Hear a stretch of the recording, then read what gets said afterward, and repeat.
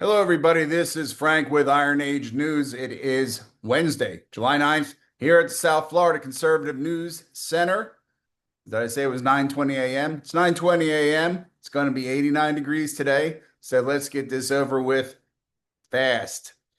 Not since the breakup of Brad and Angelina Jolie has there been so much speculation as to the outcome of the following events, which is Elon Musk in a fit of impotent rage, has decided to form his own political party just to get back at Trump and to further imperil the United States by stripping voters away from the Republican Party.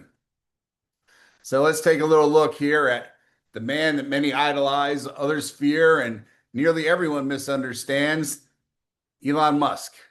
So we're going to be talking about his goals for power, political power. Okay, because while Musk cannot run for president, he was not born in the United States.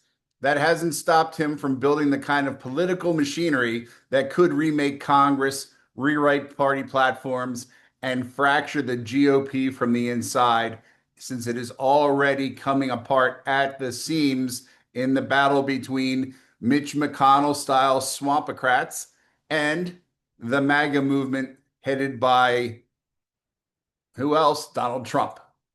Okay. So if you're looking for a model that Musk is following, you don't have to look any further than most conservatives' best friend, smiling George Soros, a man who's never held office, but whose money, PACs, and foundations have shaped global leftist politics for at least 30 years. All right. Here's the uncomfortable truth. Elon Musk is becoming the right's answer to George Soros. Let's break it down, okay? Soros plays the long game. He funds district attorney races, open border, nonprofits, and voting law challenges, all low profile, high impact, until recently when more and more people have got the balls to start calling him out on things. Musk, he's playing a flashier version of the same game. He has X, formerly Twitter, as his megaphone and possibly building a network of PACs to be figured out exactly who they all are to reshape the Republican Party into a more libertarian, tech first deficit hawk machine. Not from the outside, but by threatening the very incumbents who oppose his agenda.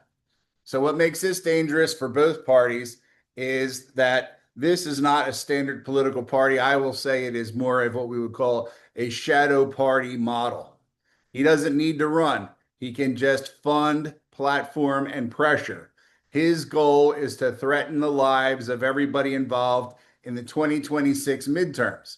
Because if Musk can knock out just 10 House Republicans who back Trump's spending, or this Ukraine thing, I wouldn't say so much because I think this is just, we're going to look at it a little more.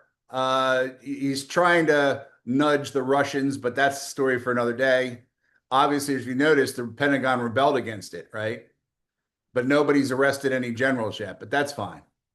If Musk can knock out just 10 House Republicans who back Trump's spending bills, that alone can flip legislative control or embarrass the GOP leadership into submission, because it's not too hard to deal with the congressional majority leader, as he always looks like he's close to tears anyway, right?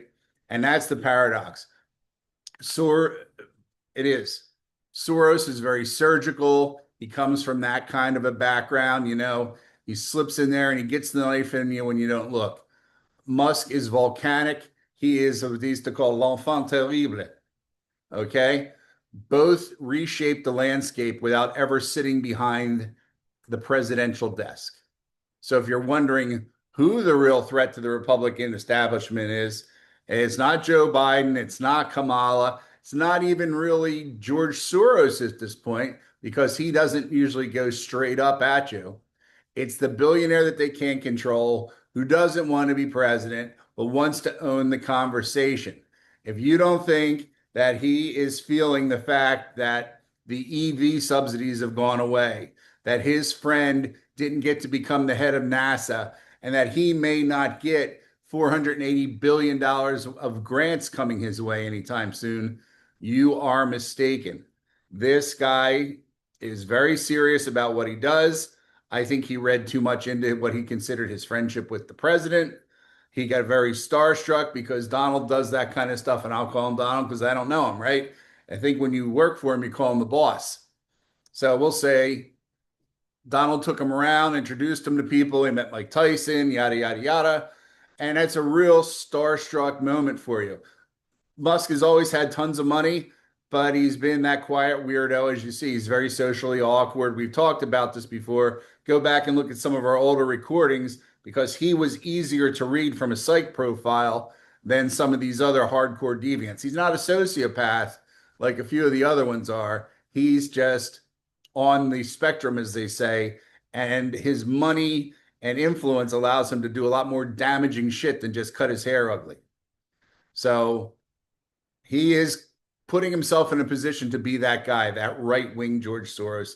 And there are people like Mark Cuban who wants to get out there because he's about as pleasant to be around as a morning after hangover shit, as they would say. So let's see how far he goes with this, and let's see if somebody can give him a little bit of a bloody nose to put him back to where he belongs. So that's about it for now. Talk to you later on.